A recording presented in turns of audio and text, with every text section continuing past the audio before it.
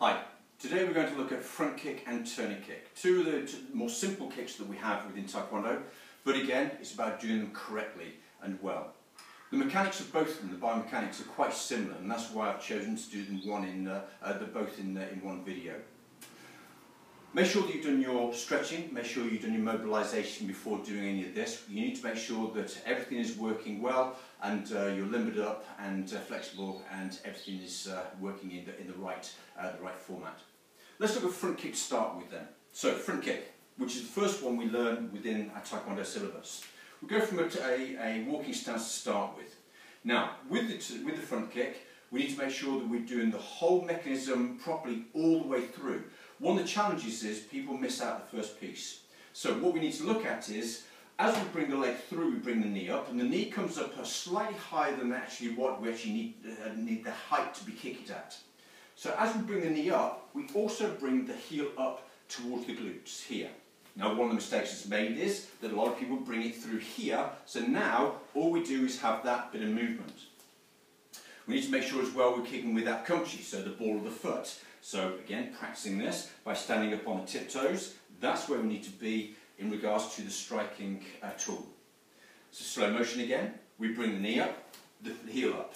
As we get to this position, my knee is slightly higher than it wants to be, and then we extend out, pushing the kumchi forwards.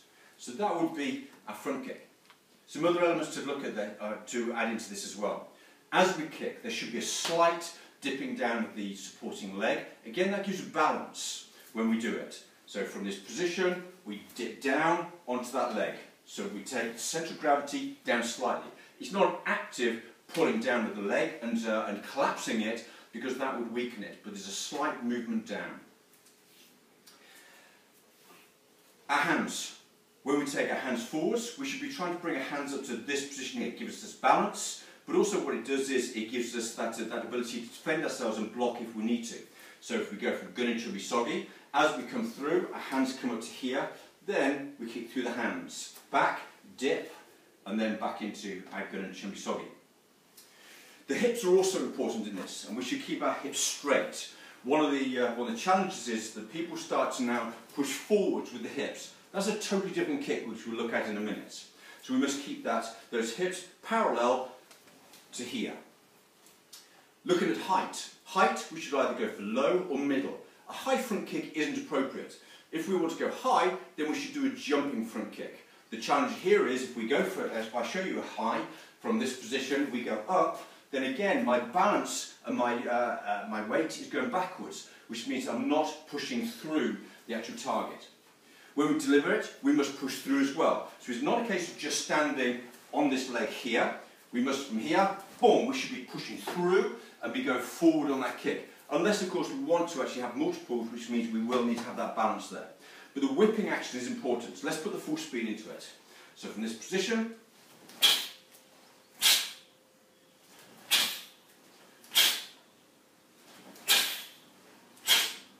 front on,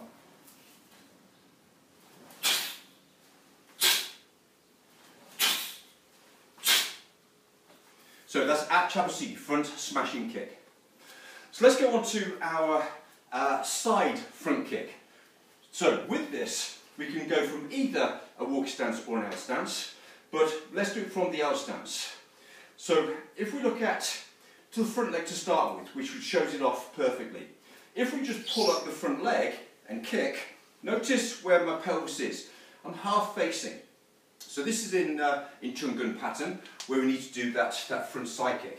So we lift up and through. I can have more extension, I have more reach on it. Go from the rear leg, from here, then push through to this position. Now notice while the foot on the floor with our side front kick will rotate. Whereas when we're doing our front kick, then what happens is it stays straight forwards, there is no rotation on it. Okay?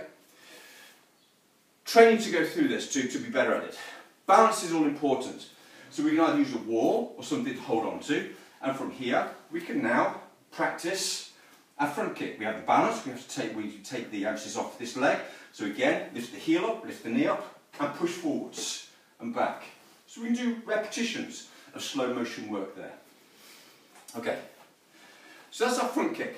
Now let's look at our turning kick, because again, the turning kick is quite similar to the mechanics as I said. All it does is, it comes on more of a horizontal plane rather than the vertical plane. Go from an L stance.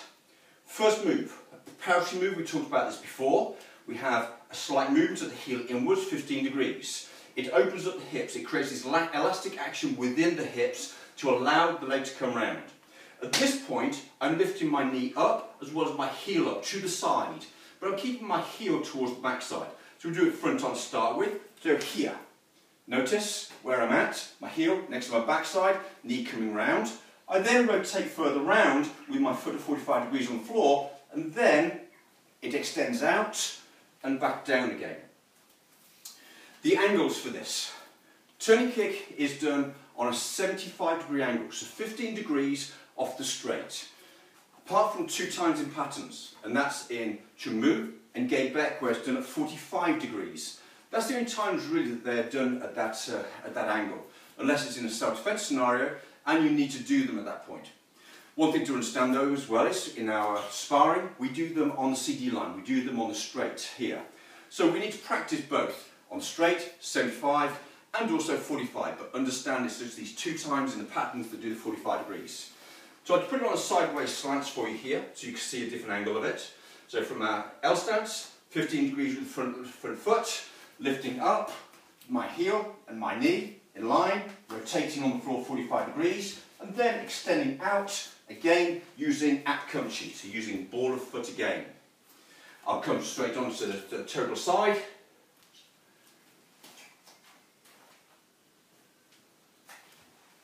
And in. Notice how I sort of collapse my leg in at the end of it, so that I can control it. So we almost go into sort of a Gaburio Sogi, which we've done on one of our other videos with our side kick. So again, to show that from the side, so we look at this collapsing of the leg. So up, round, extend, drop it, and then through. So it comes back to the knee, and it gives us that balance. A way to do this so that we can actually train to actually get our turning kicks better is to use a wall. Okay? So, go next to the wall with that L stance. All we need to do is take one hand onto the wall. Take the hand onto the wall, rotate the foot, lift the knee up, lift the foot up, rotate round 45 degrees, then extend, bring it back in and rotate. So by doing slow motion, and then we can do it faster. Round, round and up.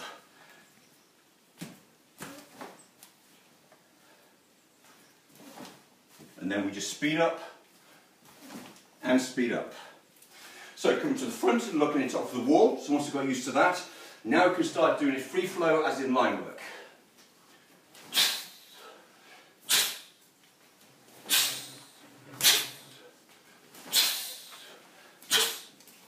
One more time.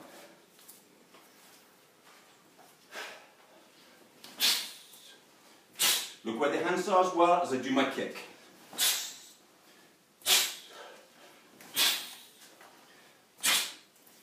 So talk through about a couple of technicalities there when we're doing fast motion.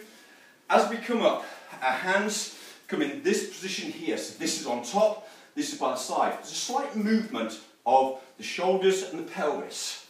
The kick should not be going up on a diagonal. If the kick is doing this, that is not a turning kick. It needs to come up and then needs to dip slightly on the end of it. So round, round and dip slightly. But we shouldn't be dipping our shoulder too much because that can throw us off balance as well. It comes from the hips mainly. So here, there. That is the movement that creates the movement. Line work, balance, but then what we can do is we can actually look at doing target work as well. So I understand some of you haven't got bags at home or focus mitts. What we can do is this, we can bring the pillow in. So with the pillow, if we hold it nice and taut, so just over here, bring yourself around, good. So from here, we have some target. It's not about clattering through it, it's just about having a target to go for. Make sure you keep away from the hands when we're doing it. So our front kick,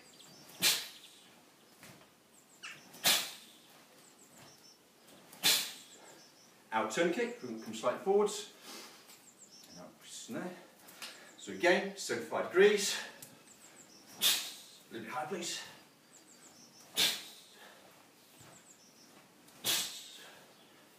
and thank you. So, there is our front kick and our turning kick tutorial. What I'd like you to do is to go through each of those and perfect each part of it. Look at the slow motion piece. The slow motion piece is so important because with that you are perfecting what you're doing, go through all the motions, making sure that knee is coming up on the front kick, heel comes up at the same time, extending out, and we're using the Akunchi. It's also working on the musculature that is needed to be able to do it. So again, it's making you more functionally aware and have functional ability to be able to do the kicks. Enjoy.